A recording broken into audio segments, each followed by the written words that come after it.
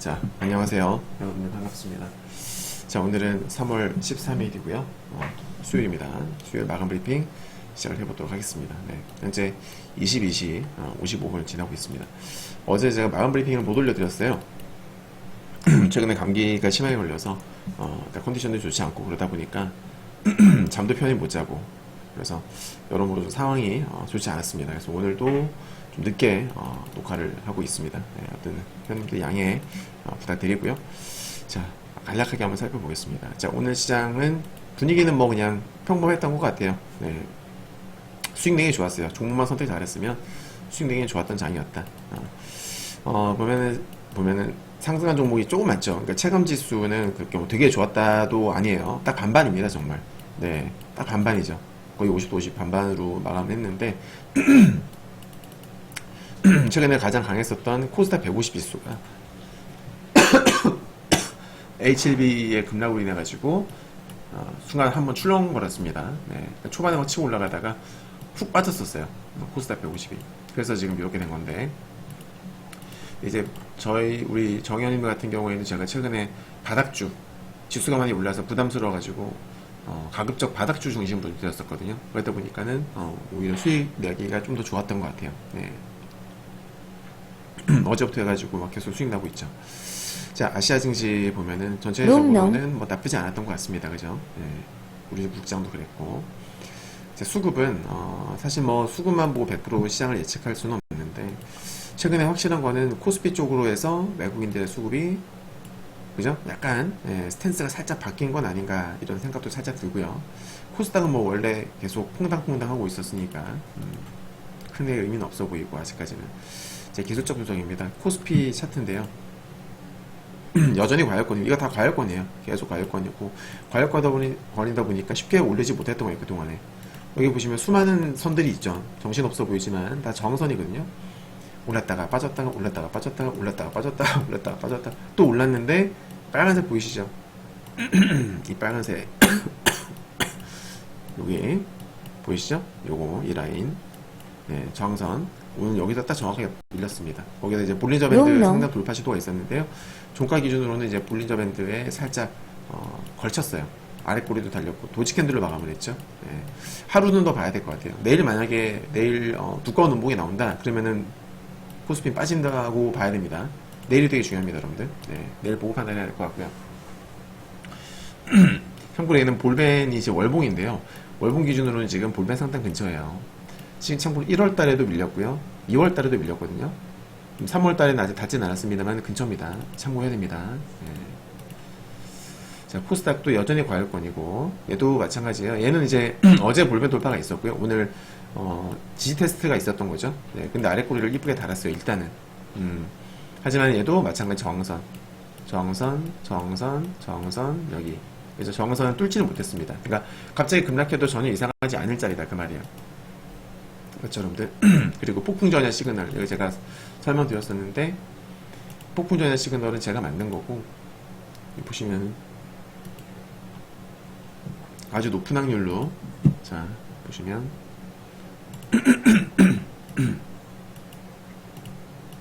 지금 코스닥에서 이 하늘색이 뜬 거예요.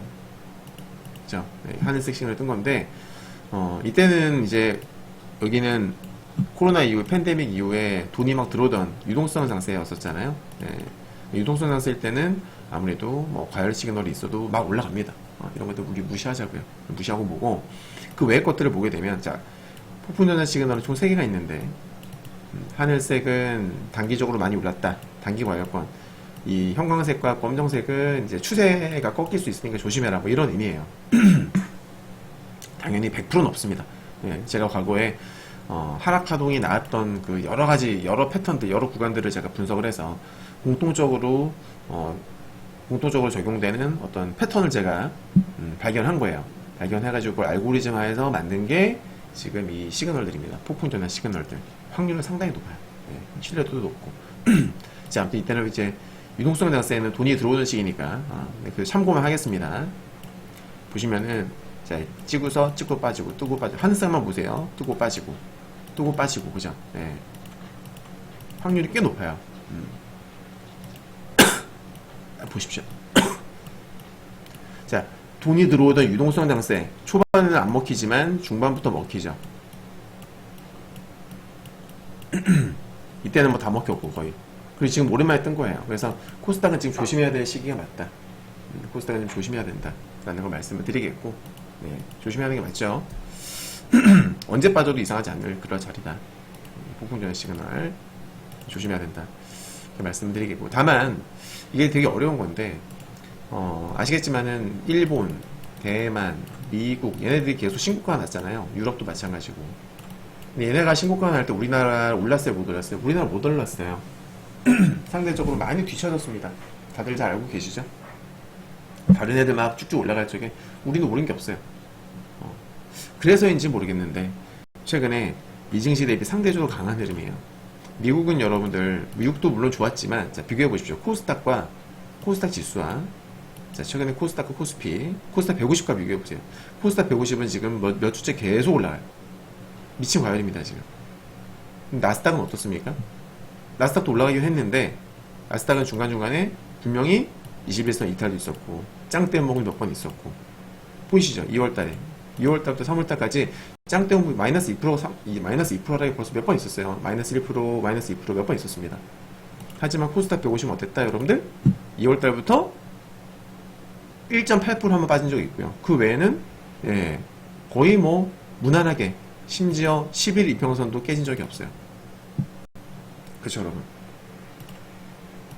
물론 원장간에 빠지겠지만, 네, 지금 비이성적인 상승판이 계속 나오고 있다. 이게 작년에도 그랬었어요. 작년에도 계속 올라가다가 폭풍전환 뜨고 나서 급락을 했거든요. 그쵸, 여러분들? 지금도 지금 올라가고 있는데, 일단 코스닥에서 폭풍전환가 떴다라는 거. 이때 작년 3월달에 보십시오. 폭풍전환 뜨고 나서 한번 급락 한번 하죠. 그때 코스닥 150도 같이 빠졌거든요. 빠졌다가 다시 올라갔어요. 그죠, 여러분? 그래서 아무튼 제가 볼 적에 최근에 이게 강했던 거는 분명히 키 맞추기, 네, 키 맞추기 가능성이 있다. 키 맞추기 때문에 좀 올라가는 것 같아요. 강하게. 네. 하여튼 뭐 1, 2주 내로 판가름이 날 것 같습니다. 폭풍전환을 떴기 때문에 판가름이 날 것 같아요. 그러니까 만약에 매수를 하려거든 최대한 바닥주 중심으로. 롱롱. 저희처럼 바닥주 중심으로 하시는 게 맞고, 고점 많이 올라간 종목들 고점에서 추격 매수하는 건 조금 부담스러울 수 있다라는 거 알겠죠? 최대한 바닥주 중심으로 하시는 게 유리합니다. 이럴 때는. 미증시 분석인데요. 현재 피더인 그리드 인덱스는 69입니다. 네. 그리고 오늘 낮에 제가 우리 유료된 회원님들께 이미 낮에 올려드렸었어요. 어제 종가 기준으로, 나스닥 종가 기준으로 이제 분석을 해드렸었는데, 어제 발표됐었던 CPI 너무 중요했던 지표죠. 네, 소비자 물가 지수인데 분명히 악재였습니다. 컨센서스 대비 코어, 그죠? 얘 코어예요. 그리고 얘는 헤드라인. 근원이 붙지 않은 건 헤드라인이고 근원이 붙은 건 코어라고 있습니다. 자, 헤드라인 같은 경우에도 컨센서스를 상회했고 코어도 컨센서스를 상회했습니다. 네. 물론 이제 정말 디테일하게 살펴보면은 컨센 상회라고는 하지만, 네, 사실 그 차이가 그렇게 크진 않았어요. 네, 솔직히. 롱롱. 그러니까 이게 반올림, 소수점 첫째 자리 반올림 효과를 제외하면요, 솔직히 그렇게 크진 않았습니다, 여러분. 그러니까 예를 들면 이런 거예요. 지금 이 근원 코어 같은 경우에 3.8로 나왔잖아요. 네, 예상치가 3.7이었거든요. 근데 발표치는 3.75예요. 발표한데 3.75.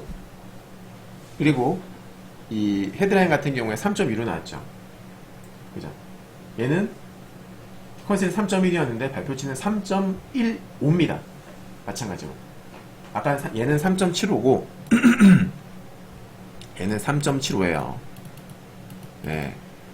얘는 3.15고요. 3.2%대 초반이 아니었다는 거예요. 얘는 3.8%대 초반이 아니고 이렇게 근소한 차이였다 정도로 이해하시면 될 것 같습니다. 네. 근데 중요한 게 있어요. 헤드라인과 코어가 둘 다 3개월 연속으로 컨센서스를 상회했다는 점입니다. 자, 볼까요? 지금 헤드라인인데요. 3개월 연속 빨간색 나오죠. 그리고 코어를 볼까요? 코어도 3개월 연속 지금 컨센 상위입니다. 이 말은 뭐냐면 지금 어쨌거나 이 컨센서스라는 거는 여러분 전문 애널리스트들의 평균값, 중앙값이라고 보시면 되겠는데 걔네들이 어쨌거나 시장 잘 보는 전문가들이잖아요. 경제 전문가들이에요. 다 경제학 박사 따고, 이코노미스트들이라고. 근데 걔네들이 예상한 것보다 높게 나온다는 거는 어쨌거나 지금 물가가 생각보다 안 빠지고 있다. 그 뜻이거든요. 맞죠? 그래서 물가가 안 빠지면은 연준이 금리를 인하를 할 수 있어요, 없어요? 여러분들. 못하겠죠? 그죠? 물가가 만약에 다시 오른다. 그러니까 지지받고 이제 올라가는 분위기다. 라고 하게 되면은 금리 인하가 아닌 오히려 금리 인상을 염두에 둬야 될 수도 있는 거예요. 이해되시죠? 그러니까 물가 지수는 우리가 매월 발표가 되기 때문에 매월 체크해야 된다. 이 추이를 계속 살펴봐야 됩니다. 참고로 연준이 물가를 정할 때 가장 중요시하게 생각하는 물가 지수는 CPI보다는 PC이긴 합니다. 하지만 CPI도 봐야 하는 것이 CPI에 들어가 있는 중요한 항목들이 또 PC에도 적용이 되기 때문에 CPI도 매우 중요하다. 아셨죠? 일단 이렇게 말씀드리겠고요. 다음으로 간략하게 보시면은 주거비가 CPI에서 이제 지난 2월달 그 CPI에서 가장 큰 비중을 차지한 것은 주거비. 무려 75%나 차지를 했었는데 주거비가 이제 지난 6%에서 5.7%로 살짝 떨어졌어요. 여러분들 전체적으로 올라갔지만 커세 상해가 나오긴 했습니다만은 주거비가 살짝 내려왔다. 이건 이제 좀 다행인 부분입니다. 그리고 중고차가 많이 떨어졌잖아요. 그죠? 중고차는 올라왔죠. 그러니까 기존에는 3.5% 하락해서 1.8%로 갔었으니까 이건 이제 중고차는 살짝 올랐다고도 볼 수 있는 건데 전체적인 추이를 보게 되면 중고차는 앞으로는 저는 계속 빠질 수 있을 거라고 생각을 해요. 왜냐면 이건 여러분 기억하시죠? 코로나 이후에 물가가 상당히 많이 치솟았던 주된 원인 중에 하나가 바로 병목 현상이에요. 들어보셨을 겁니다. 서플라이 체인 디스럽션, 그죠? 그러니까 사람들이 이제 코로나 때문에 일도 못하고 집에만 있게 재택근무를 하게 되고 하다 보니까는 이런 공장에서 물건을 찍어내는 것도 쉽지 않지만은 찍어내고 나서 이거를 운송을 하고 공급을 해야 되는데 이게 안 되는 거예요. 그죠? 배로 실어 나르고 또 거기서 배에서 또 여기저기 이제 택배 뭐라고 해야 되나 단어가 기억이 안 난다. 아무튼 여기저기 이제 운송을 해야 되는데 사람들이 없으니까 그죠? 재고가 계속 쌓여가는 거야. 항반 부두 거기다가 컨테이너 것들이 계속 쌓여가 나가는 거죠. 네. 그러니까 물건에 대한 수요는 꾸준하게 있는데 물건이 제때 도착을 못하는 가격이 계속 올라가는 그죠 여러분들? 이런 병목 현상이 생겨가지고 물가가 많이 올라갔단 말이에요. 근데 그러다가 보니까 이제 자동차도 마찬가지였었어요. 공급망이 이제 교란이 되면서 자동차 같은 경우에도 부품을 구하기가 어려웠습니다. 그 당시에 한참. 그러니까 운송 문제도 분명히 있었지만 부품을 못 구했었어요. 그러니까 부품도 다 수입하고 해야 되는 거잖아요. 그러니까 공급망이 문제가 되니까 완제품도 제대로 배송이 안 되고 부품도 제대로 수입을 못 하는 거예요. 그래서 전 세계적으로 원자재도 엄청나게 치솟고 난리 났었잖아요. 그 당시에 여러분 신차 주문하게 되면 진짜 1년 이상씩 인기 모델 같은 경우에는 진짜 1년 이상씩 기다려야 되는 그런 일도 실제로 있었거든요. 자동차 회사 입장에서는 정말 차가 만드는 족족 나갔던 거죠. 그 당시에는. 그래서 재고가 별로 안 쌓였었어요. 재고가 안 쌓이다 보니까 딜러들 같은 경우는 어때요? 판을 만들어지는 족족 나가니까 딜러들은 소비자들한테 인센티브를 줄 필요가 있어? 없어요. 그래서 신차 가격도 많이 올랐고 당시에. 신차 가격 올라가게 되면 중고차 가격도 올라가거든요. 근데 지금은 어떻습니까? 아니죠. 그때 상황이 완전 달라졌어요. 지금은 재고가 정상적으로 바뀌고 있다. 그때에 비해서 훨씬 더 많이 괜찮아진 상황이다. 그러니까 지금 이제 자동차 가격도 안정화가 되기 때문에 결국 중고차 가격도 계속 안정화가 될 것이다. 이건 뭐 누구나도 예상할 수 있는 부분인 거죠. 여러분들. 가솔린도 올라갔죠, 그죠? 가솔린이 올라가는 국제유가가 크루드 같은 경우도 보면 2월달에 좀 올라갔어요. 근데 3월달에 좀 올라갔거든요, 유가가. 이런 부분들은 또 추후에 영향을 분명히 미칠 수가 있다. 참고하시기 바라겠고.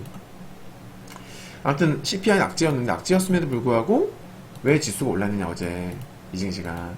저는 아마도 AI 때문이다. 제가 지난번에 그런 말씀 드렸어요. 엔비디아가 급락을 했을 때 우리 유료연님께 말씀드렸던 게 11선 반등 나올 수 있다. 그리고 원래 슈퍼 대장주들은 이런 엔비디아 같은 지수를 좌지우지하는 슈퍼 대장주, 우리나라 같은 경우에 작년에 에코프로와 에코프로 BM이 있었었죠, 그죠? 그러니까 특정 시가총액 상위 종목이 급등하고 급락을 하면서 지수에 영향을 미치는 사례가 있어요, 가끔 하다가. 최근 나스닥은 엔비디아라고 볼 수 있는 것이고, AI 테마 타면서, 근데 이런 슈퍼 대장주들이 그냥 원위로 빠지는 일은 절대 없어요. 네, 절대 없습니다. 큰 악재가 있는 게 아닌 이상. 그냥 단순하게 많이 올라서 빠질 때는 분명히 뭘 만들어요? 싼 고점 만들어요. 네. 그냥 원위로 절대 안 빠집니다. 제가 말씀드렸거든요. 반등 나올 거라고. 근데 보시면 이게 실제로 우리 에코프로가 작년에 어떻게 빠졌는지. 자, 급등했다 빠졌죠. 빠졌는데 짱대목 나면서 빠졌죠. 빠졌는데 그냥 안 빠지죠. 반등하면 더 주고 빠집니다. 여기서도 빠졌는데 20선 찍고 반등 줬다가 또 빠집니다. 한번 또 반등 또 주죠. 밑에는 에코프로 비 자, 급락했죠? 했다가 10에서 찍고 반등 주고 쌍고점 만들고 빠지죠. 이거거든요. 슈퍼 대장주는 이렇게 빠져요. 엔비디아도 제가 그렇게 빠질 것이다 라고 맞아다 반등이 나왔다가 빠질 거다 빠지더라도 이렇게 말씀을 드렸던 부분이고, 엔비디아 같은 경우에는 60분봉 잠깐 보시면은 제가 낮에 말씀드렸던 부분인데 정확하게 지금 이 추세는 상단. 자, 예전부터 분석해드렸던 내용이죠. 엔비디아는 추세가 있다. 이 라인 여기 상단, 밑에 하단, 요거 상단과 하단을 보게 되면 주가가 계속 이 안에서 머물렀어요. 상단, 하단, 상단, 하단. 때로는 하단 이탈, 다시 상단, 하단, 상단, 하단, 하단, 이탈, 또 상단, 하단, 하단, 상단. 그 다음에 상단은 비정상적으로 돌파했었죠, 그때. 그때 상투가 나왔던 거예요. 팍! 그리고 어제 반등이 나왔는데 어디 찍었어요? 기존의 상단까지 딱 찍었습니다. 그래서 제가 이거 오늘 낮에 연예인들께 이거 헤드앤숄더 쌍고점, 제가 일전부터 말씀드렸던 쌍고점을 만드는 움직일 수 있다. 왼쪽 어깨, 머리, 오른쪽. 그래서 오늘 초반에 빠질 수 있습니다라고 말씀드렸거든요. 근데 지금 보니까 지금 이미 벌써 엔비디아가 마이너스 3% 이상 빠지고 있죠, 지금. 네, 뭐 종가가 어떻게 될지 모르겠지만 어찌됐건 하락할 수 있는 자리다라는 거죠. 네. 중요한 건 얘가 여기서 계속 지지를 받고 다시 올라가느냐, 아니면 이대로 쭉 빠져서 하단을 이탈하느냐. 그죠? 뭐 하루 이틀 정도 좀 지켜봐야 되겠지. 그쵸, 여러분들? 네. 참고하시고. 네, 미디어 그렇고요. 그 다음에 요것도 되게 중요합니다. 점점 짧아지는 나스닥 상승과 하락 파동 주기다. 제가 예전부터 이것도 말씀드렸던 건데, 나스닥 상승 주기가 짧아지고 있다라고 말씀드렸었어요. 지저분한데 잘 보세요. 자, 저점부터 최고점까지 24일, 또 최저점부터 단기 최고점까지 18일, 또 최저점부터 최고점까지 13일, 최저점부터 최고점까지 9일, 또 최저점 최고점 8일. 그 다음에 확대해서 보여드릴게요. 또 여기 최저점부터 최고점까지 8일, 또 여기 단기 최저점부터 지난주 최고점까지 4일. 즉 이거를 숫자를 딱 정리해보면은 24, 18, 13, 9, 8, 4 숫자가 계속해서 줄어들고 있죠. 지금 계속 줄어들고 있잖아요. 그리고 보세요. 자, 월요일날 20일에서 찍었또 찍고서 어제까지 며칠? 2일. 이미 오늘 또 빠지고 있습니다. 오늘 하락하고 있죠, 지금. 그죠, 여러분들? 오늘 하락하고 있습니다. 네. 맞죠? 자, 그러면 지금 이게 만약에 어제가 최고점이었으면 이게 숫자가 2로 확정이 되는 거예요. 2. 현재 2까지 진행됐다. 이거 제가 낮에 작성한 거거든요. 맞죠? 현재 2까지 된 겁니다. 그럼 더 이상 남은 숫자가 없죠? 왜냐면 1은 뭐냐면 1은 그냥 최저점 찍었을 때가 1이에요. 1은 최저점 찍었을 때가 1이에요. 네. 때문에 더 이상 나올 숫자가 없어요, 여러분들. 더 이상 줄어들 수가 없습니다. 그럼 패턴대로면은 이게 최고점이 돼야 되는 소리야. 이제부터는 계속 빠지는 그림이 돼야 된다라는 거죠. 이 패턴이 맞다면, 네. 이 패턴이 제가 분석한 게 맞다면 이게 계속 유지가 돼야 된다라는 거예요. 다들 무슨 말인지 되십니까? 그죠, 여러분? 하락 같은 하락을 보시면 하락도 패턴 있죠. 자, 보세요.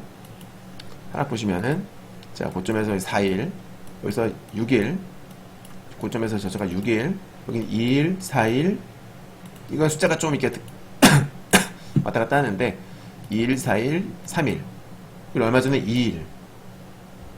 그죠? 자, 정리해보면은, 이렇게 됩니다. 466, 2432. 466, 2432. 어떤 뚜렷한 규칙이 있어 보이진 않아요.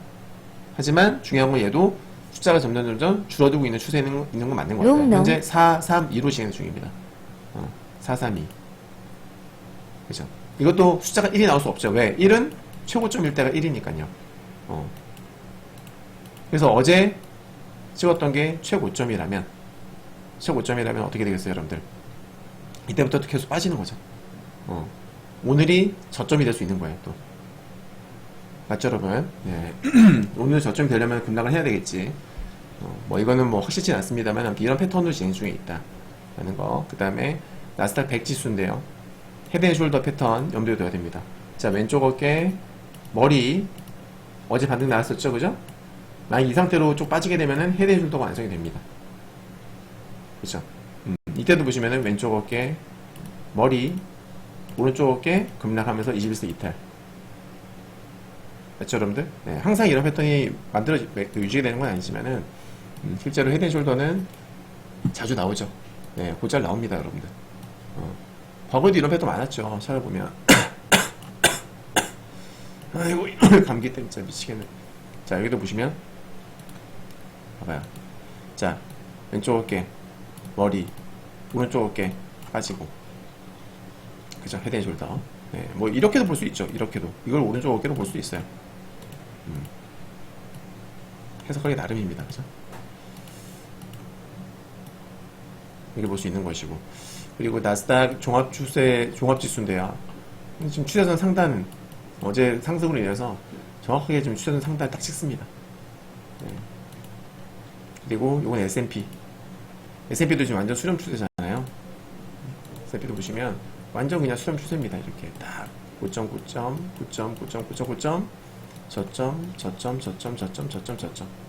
완전 수렴 추세죠. 조만간 위 아니면 아래로 빠질 것이다. 위아래로 위를 치고 올라가던 빠지던 하겠죠. 근데 과열권이잖아요. 제가 여러분께 쇼 근거라고 말씀드렸던 것들이 뭐가 있어요. 월봉, 주봉, 블랙볼 제가 여러 번 설명드렸습니다. 혹시 모르신 분들은, 못 보신 분들은 앞에 올려드렸던 영상 꼭 확인해 보시고, 20다이빙 시그널도 제가 설명드린 바 있죠. S&P에서 떴고, 역대급 추세선 상단, 닷컴 버블로부터 시작된 추세선, 코로나 저점부터 시작된 추세선 다 딱딱딱 들어맞잖아요. 신기하게도. 이게 과연 우연이겠느냐 그 말이에요. 그래서 나스닥이 이때까지 계속 20선 지키고 있었지만 저는 계속 숏을 말씀드리고 있는 이유가 이런 겁니다. 반등 나오면 실제로 근데 어때요? 반등 나오는 족족 계속 빠지고 있었잖아요. 나올 때마다 계속 저는 숏 말씀드렸거든요. 혹시나 계속 빠지고 있었어. 근데 20선 안 깨. 숏을 보는 입장에서는 좀 약간 답답하기도 한데 어쨌거나 탄력은 둔화가 된 건 사실이거든요. 그죠? 반등 나올 때마다 탄력이 둔화되는 건 사실이야. 근데 21선이 언제 깨지는지 여부가 관건이 될 것 같고요. 다음 주 이벤트, 일본의 금융정책회의, 네, 매우 중요합니다. 일본은 기축통화국이에요. 그죠, 여러분들? 잠시만요.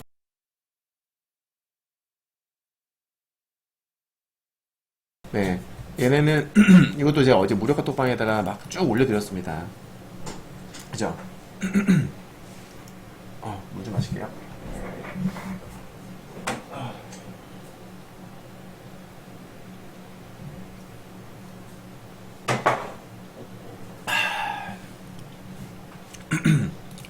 일본은 지금 양적완화 중이고, 일본은 이거를 전 세계에서 지금 마이너스 금리는 유일하게 일본밖에 없어요. 네. 일본이 만약에 마이너스 금리를 종료하게 되면 전 세계에서 마이너스 금리는 역사 속으로 사라지게 되는 겁니다. 아셨죠, 여러분? 그래서 일본이 이번에 이 YCC 일드 커브 컨트롤 YCC 정책을 얘들이 폐기하느냐, 이건 제가 어제 뭐라고 설명드렸어요? 국채 수익률을 0%로 국채 수익률을 0%로 맞추는 작업을 제가 계속 하고 있다라는 말씀을 드렸었죠. 어제 제가 여러분께 말씀드렸었어요. 그쵸? 예. 그겁니다. 양적 완화를 얘네가 계속 하는 건데, 이제 얘네가 양적 완화 언제 합니까?